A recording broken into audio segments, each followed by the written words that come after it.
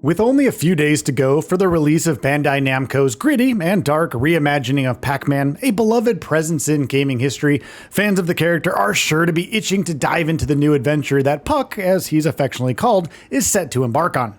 However, Shadow Labyrinth from the stables of Bandai Namco might be a shock if you're expecting the usual lighthearted gameplay loop that Puck is known for, bringing a new protagonist who works alongside Puck as they explore a dark world that houses sinister threats and a lot of lore to uncover.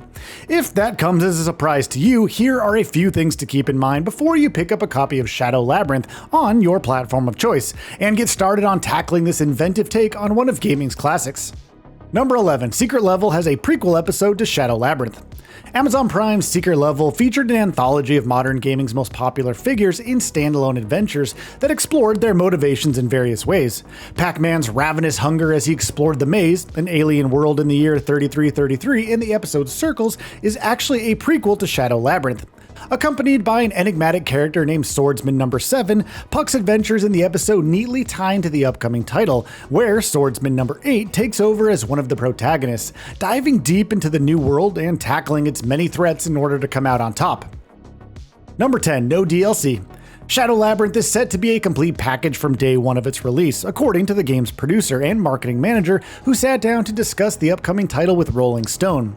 While that may deter some of you who just can't get enough Pac-Man to satisfy you, there is no reason to believe that a lack of post-launch content takes anything away from what's already on offer here. Early previews of the game suggest that there's a lot to do and see in this new adventure, with intricate levels and mission designs that can challenge even the most seasoned fans.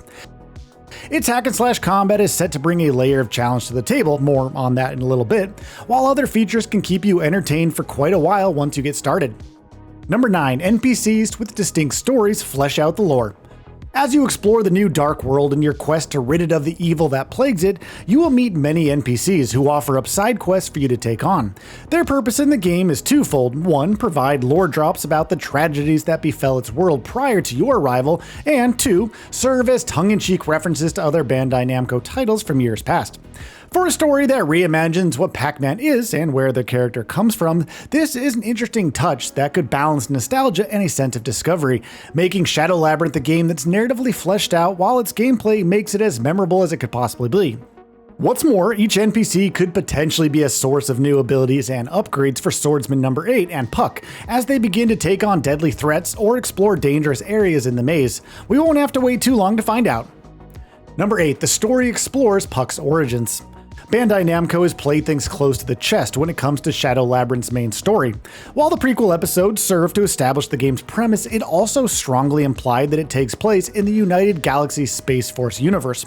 For all of you Bandai Namco veterans, that should ring a few bells. It remains to be seen if that plays a part in Shadow Labyrinth's main story. However, what we do know is that Puck is a prisoner in the maze and needs the swordsman's help to escape, requiring that they give up their own life in the process.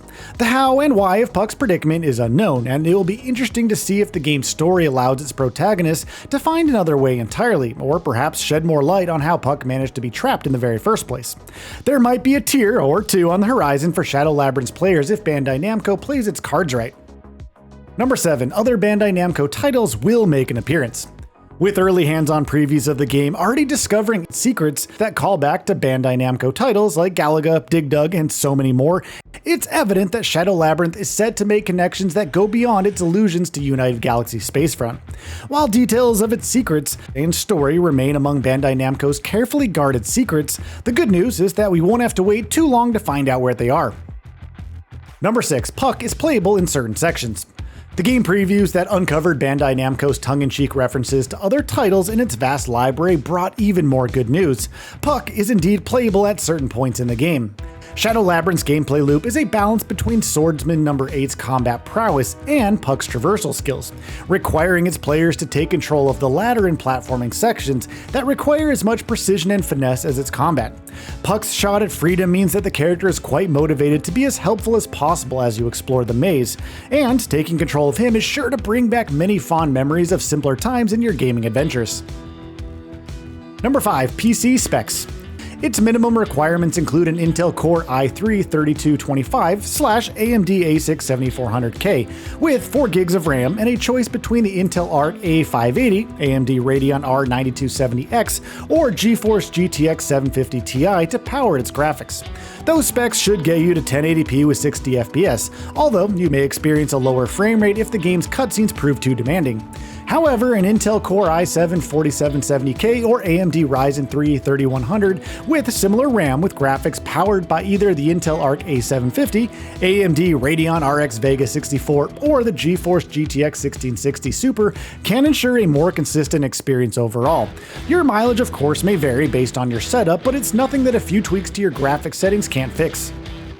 Number 4. Switch players get a free upgrade to the Switch 2 version.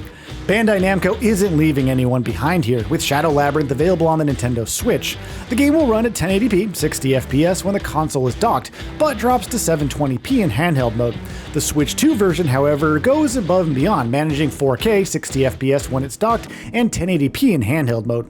If you haven't been able to get your hands on Nintendo's very potent new successor to the Switch, the good news is that you can upgrade Shadow Labyrinth to the Switch 2 version for free when you finally make the switch, get it? Come on, we had to do that, to the new console. Number 3. A solid combat system. If its previews are any indication, combat in Shadow Labyrinth is surprisingly deep, requiring that you manage Swordsman No. 8's attacks, dodges, and parries via an ESP bar that functions as his stamina. Parry windows are quite tight, requiring you to study enemy attacks and respond with precision in order to nail them, with failure being punished rather severely.